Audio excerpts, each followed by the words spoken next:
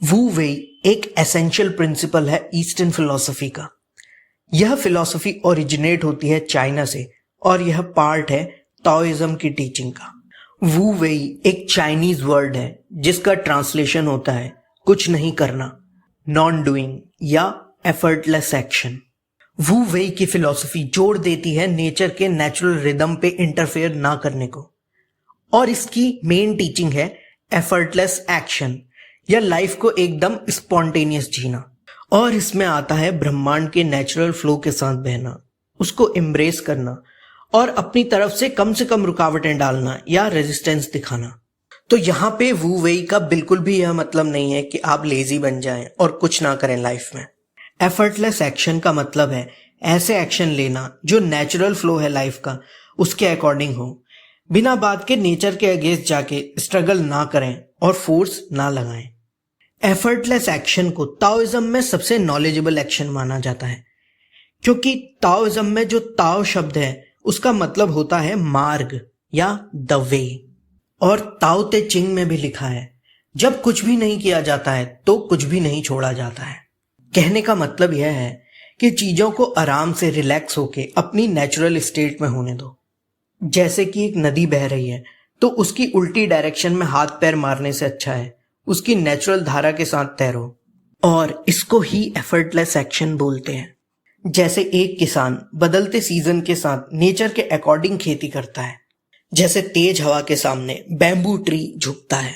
एक भारी पत्थर पे तेज पानी की धार से जब चोट होती है तो वह पत्थर अपना आकार बदल लेता है, या पानी जिस भी कंटेनर में होता है उसी की शेप ले लेता है।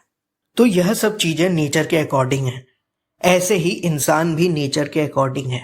तो अपनी ईगो के प्लान्स को साइड में करके नेचर के डिमांड के अकॉर्डिंग एक्ट करो। और ताओइज्म में कहते हैं यह फिलॉसफी लाइफ के हर एस्पेक्ट पे अप्लाई की जा सकती है, चाहे जॉब, सर्वाइवल, पॉलिटिक्स, कुछ भी।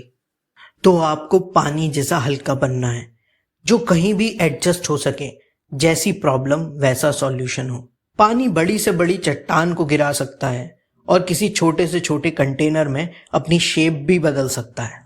बहुत से वू वेई पोएट इसको ऐसे जीना भी कहते हैं जैसे आपने शराब पी रखी है और आप नशे में हैं, और वो लोग यहाँ पे अल्कोहल को प्रमोट नहीं कर रहे हैं। उनका बस यह कहना है जैसे नशे में एंजाइटी खत्म हो जाती है, हम हल्के और चिल हो जाते हैं और होने देते हैं सिचुएशन को उसके हिसाब से, उसमें सेटिस्फाइड होते हैं, वैसे होना है। एक बार एक शराब पिए आदमी को कार ठोक कर चली गई और उसको कोई गंभीर चोट भी नहीं लगी। तो अगर हम एकदम रिलैक्स्ड हों और एंजाइटी ना हो तो चोट भी अपना ज्यादा असर नहीं दिखा पाती। वू वेई को आर्ट में भी इस्तेमाल करते हैं, जहां आर्ट बनाने का मकसद अच्छी सुंदर आर्ट बनाना नहीं है, बल्कि जो आपको नेचर में फील हो रहा है और जिससे आप कनेक्टेड फील करते हैं, आपके आसपास की दुनिया, आपको उसको बस कागज पे उतारना है। और ईस्टर्न फिलॉसफी में आर्ट का बहुत महत्व है, इसलिए ज्यादातर ईस्टर्न फिलोसोफर्स आपको आर्टिस्ट भी मिलेंगे। वू वेई आर्ट में आपको ज्यादा न सोचकर बस हाथ में ब्रश उठाना है और हाथ को बस चलने दो, रंग को फैलने दो और जो बनता जा रहा है बनने दो, और जो आपके दिमाग में आपको फील होता जा रहा है वह हाथ आपका ड्रॉ करता जाएगा। वू वेई आर्ट इसीलिए बहुत फेमस है। जैसे एक छोटा बच्चा हाथ में बस चौक लिए दीवार पे कुछ ना कुछ बनाता चला जाता है, यह कुछ ऐसा सही है, और इसको आर्ट थेरेपी में भी बहुत इस्तेमाल किया जाता है।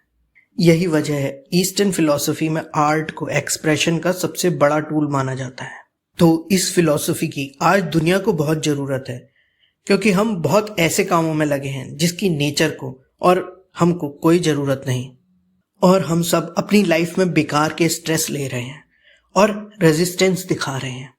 अगेन याद रखें, जब कुछ भी नहीं किया जाता है तो कुछ भी नहीं छोड़ा जाता है।